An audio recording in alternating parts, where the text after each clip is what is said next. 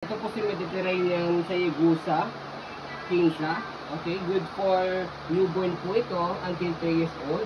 Okay, so up to 20 to 25 kilo. Okay, so napakaganda po nito kasi leather po talaga siya. Okay, leather yan.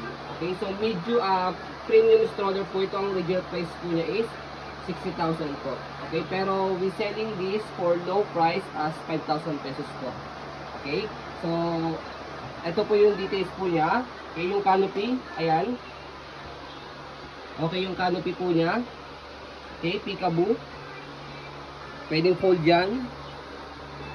Okay. So, yan. Wala pong issue sa canopy. Okay po yan. Pwede nyo pong pasok po ito extension canopy niya. Ayan. Okay. So, sa pag-fold, ganun lang. Okay, sa pad, okay po siya. Malinis po siya. Okay, pero depende po sa inyo. Pwede nyo po siyang i-wash and sanitize. Ayan, para ma-safety baby. Kompleto po siya 5 harness. Safe na safety baby. Wala po yung putol. Ayan. Meron din sa kabila. Okay. Kompleto yung pad niya. Okay. Sa front handle, ayan. May pinipindot dito sa ilalim. Para pag ilalagay si baby. Okay. So, sa leg rest, ito adjustable po siya. Angat nyo lang po pagka nakahiga siya. Okay. So, may pinipindot yan dito sa gilid, ito, dito sa gilid, dalawa, left and right. Ayan, para buwaba po siya. Okay? So, yun nga lang po, may issue lang po siya dito sa kabilang side.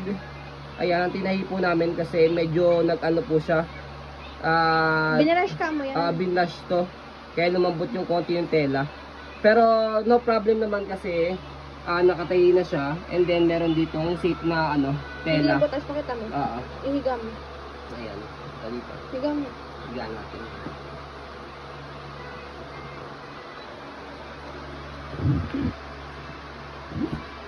Ayan, ito yung tela niya. Hindi siya butas. Wala siyang butas. Yung ano lang, parang first lining lang dito. Kasi binarush po. Ayan, kaya okay na okay po siya. Ayan. So, hindi naman halata. Okay, so saka yun nga po, kasama pa po namin yung free fusion pad. Okay, so sa gulong sa harapan, okay na okay po siya. Hindi po siya pudpod. Ayan, nag-swivel para easy itong maneuver. Okay. Body frame sa left side, okay na okay po siya. Walang scratch. Ayan, meron siyang pocket dito sa gilid. Ayan.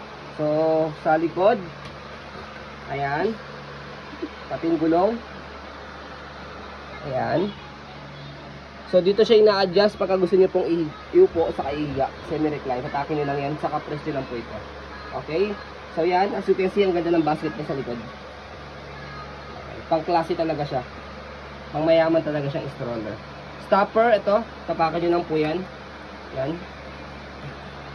Yan, stop. Tapakan nyo ng pulit, aangat yan para mag-go. Okay. So, body frame. Sa kabilang side. Ayan.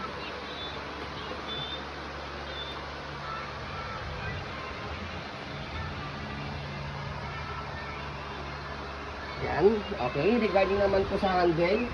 Ayan. Ang ganda ng handle nito leather. Walang scratch.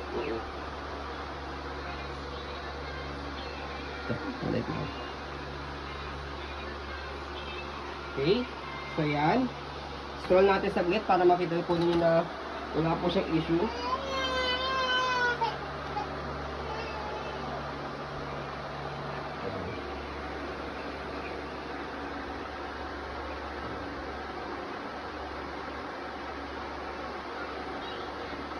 Okay, so sa pag-fold sa kanya, make sure na baba niyo po yung canopy. Yan, nakaupo po itong pad niya, and then dito siya i-dala sa gilid. Left and right. Angat nyo lang po siya. Okay, and then click po ito. Okay, and then baba. Paharap. So, after nyan, ito sa gilid, may lock siya. So, meron siyang stand dito, ito, para can stand alone. So, okay, sa pag-open sa kanya, angat nyo lang po ito. Okay, tapos bukan nyo lang siya. So, ganun lang po siya kadali kapag i-fold sa kayo open. Okay, so yan, as you can see, okay, very details po kami sa video kasi ang shop policy po namin, no refund, no exchange, what to see is what to get po. Okay, so yun po, maraming salamat po. Have a nice day and God bless po.